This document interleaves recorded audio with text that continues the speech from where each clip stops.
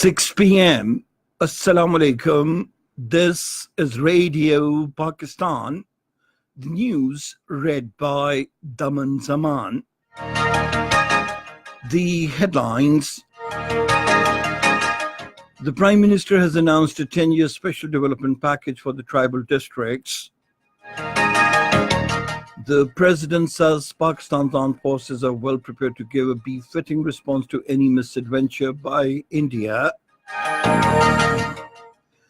The Pakistan Army spokesman says it is time for India to speak the truth about the actual losses on its side, including the second aircraft shot down by Pakistan on February 27th.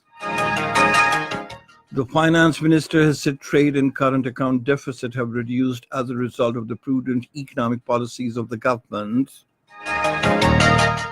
The foreign minister, while expressing commitment to Afghanistan's peace process, has said it would directly benefit Pakistan's vision of economic and human development.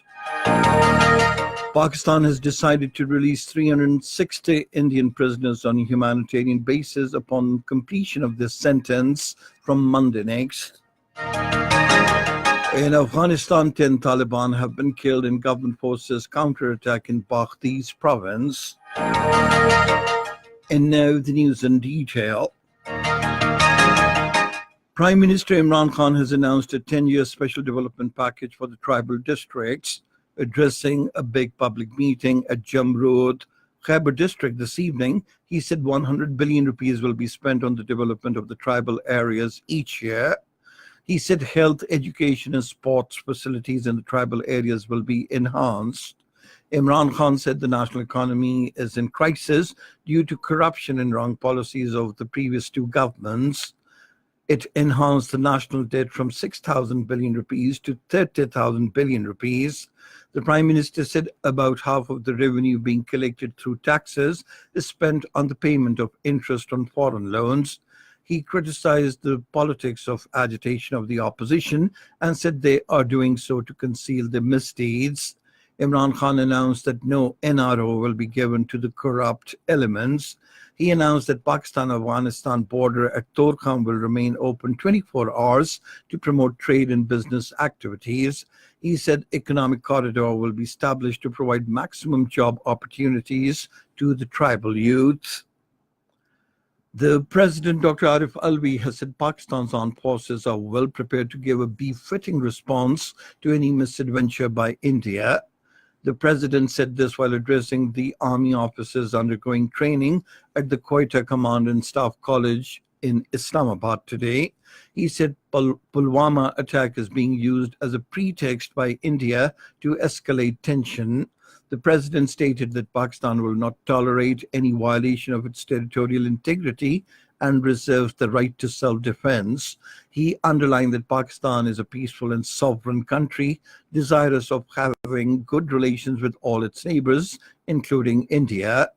Arif Alvi lauded the role and sacrifices of the armed forces, the law enforcement agencies, and the civil administration in addressing the challenges of lawlessness and terrorism. He said despite facing many challenges, Pakistan is now heading in the right direction and many opportunities are knocking at its door. The Director General Inter-Services Public Relations, Major General Asif Ghafoor, has said it is time that India should speak the truth about false claims and actual losses on its side, including the second aircraft shot down by Pakistan on February 27th. In a tweet, the DG ISPR said truth always prevails. He said India needs introspection, especially over atrocities in occupied Kashmir. Major General Asif Ghafoor said the region needs peace, progress and prosperity.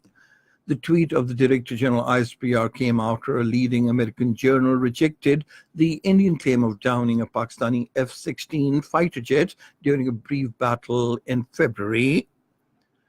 The Information Minister Chaudhry Fawad Hussain has said Pakistan Muslim League Nawaz leader Hamza Shahbaz Sharif and his family are involved in money laundering of about 100 billion rupees abroad. Talking to the media in Islamabad this afternoon, he said Mohammed Shahbaz Sharif and his family owned assets worth about 85 billion rupees in the United Kingdom procured through money laundering. Chaudhry Fawad Hussain said it was the commitment of Prime Minister Imran Khan to bring back the looted money of the people of Pakistan. He said whenever an action is taken against plunderers and looters, they start making hue and cry. The finance minister Asad Umar has said trade and current account deficit have reduced as a result of prudent economic policies of the government. Talking to media persons in Islamabad this afternoon, he said trade deficit has declined from $24.2 to $21.5 billion, and the current account deficit came down from $11.4 to $8.5 billion during the last 8 months. Asad Omar said the current account deficit reduced by 72%. He said balance of payments has also decreased. The finance minister said the government is aware of the inflation, but it is too less than it was during the first 8 months of the Pakistan People's Party and the Pakistan Muslim League Nawaz regimes. This is Radio Pakistan. The Foreign Minister Shah Mahmood Qureshi, expressing commitment to Afghanistan's peace process, has said it would directly benefit Pakistan's vision of economic and human development. During a meeting with Special Representative of the American Secretary of State for Afghanistan Reconciliation, Ambassador Zalmay Khalilzad, the Foreign Minister said Pakistan wished well for peace and stability in Afghanistan. He termed intra-Afghan dialogue as a vital component of Afghanistan's reconciliation process. Ambassador Khalilzad briefed the foreign minister on the outcome of the Doha talks and his recent engagements in the region. He also shared updates on his meeting in Afghanistan and the dynamics of intra-Afghan dialogue. Earlier, Ambassador Zalmay Khalilzad held delegation-level talks with the Foreign Secretary Tahmina Janjua. Pakistan has decided to release 360 Indian prisoners on a humanitarian basis upon completion of their sentence from Monday next. The Foreign Office spokesperson Dr. Mohammad Faisal, while addressing the weekly news briefing in Islamabad today, said there are 537 Indian prisoners in Pakistan serving their sentence. Of these, 483 are fishermen and 54 civilians. Giving the breakup of the release, the Foreign Office spokesperson said 100 fishermen will be released on Monday, with another batch of 100 fishermen on the 15th of this month. The Foreign Office spokesperson said 347 Pakistani prisoners are incarcerated in the Indian jails, which comprise 249 civilians and 98 fishermen.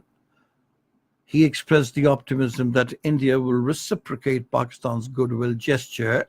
The Foreign Office spokesperson regretted that India postponed the Kartarpur meeting earlier this week, which was crucial in moving forward. He said the Indian side has expressed willingness to attend a technical level meeting on the issue on the 15th and 16th of this month, which will hopefully set the pace for further talks. In occupied Kashmir, the Indian authorities have imposed curfew in Nohatta area of Srinagar and stringent restrictions in other parts of the city today to prevent people from staging demonstrations against injuring of detainees at the Srinagar Central Jail by the Indian Forces personnel. According to Kashmir Media Service, protests erupted in the Central Jail last evening after a word about shifting of some inmates to the prisons outside the Kashmir Valley spread. The occupation authorities sealed historic Jamia Masjid at Nohatta in Srinagar today and prevented people from offering Jummah prayers. In Afghanistan, 10 Taliban have been killed in government forces counterattack in Baghtiz province. According to the provincial governor's spokesman Jamshed Shahabi, 2 security personnel have also been injured in the fighting. The British Prime Minister Theresa May has requested the European Union to further delay of Brexit date until June 30th. In a letter written to the President of the European Council, Donald Tusk, Theresa May said if the parties are able to ratify before this date, the government proposes that the period should be terminated early. Theresa May said government's policies has always been and will remain to leave the European Union in an orderly way and without undue delay.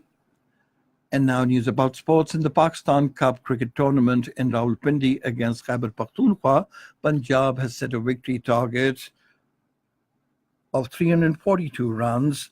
Earlier, Khyber Pakhtunkhwa won the toss and elected to field. Pakistan squad for the ICC Men's Cricket World Cup 2019 will be announced on the 18th of this month. The National Selection Committee for Cricket has invited 23 probable players for a fitness test ahead of the World Cup in England and the Wales. The Pakistan cricket team is scheduled to depart for England on the 23rd of this month, where they will take on England in a series of practice and international matches. And finally, the weather.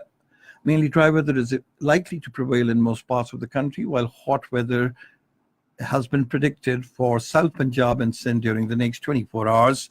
And that is the end of this news bulletin. For more news and analyses, log on to our website, radio.gov.pk, and you can also watch live video streaming of our bulletins on the link, facebook.com/Radio Pakistan News Official.